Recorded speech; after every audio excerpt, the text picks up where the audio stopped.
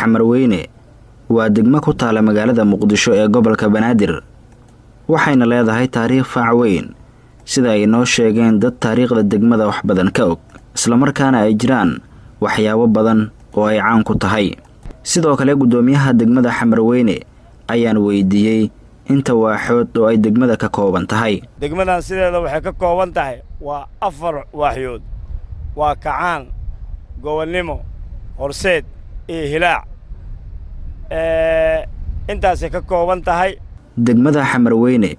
waxaa ku yaala goobo qadiimi ah oo ay ka mid yihiin masaajido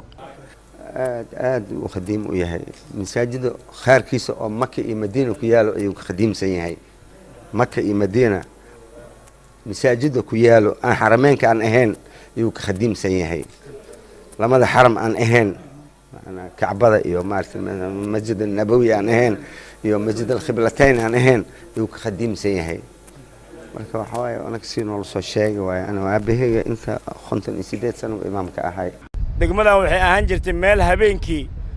10 saac markii la gaaro la dhaqo ee la nadiifiyo la dhaqo subaxii loo soo kaco meel wada dhala ah ee muraayad la iska arkay ay ka mid ahaan jirtay meelaha ugu quruxda badan gobolkan Banaadir haddana ay ku tala jiraan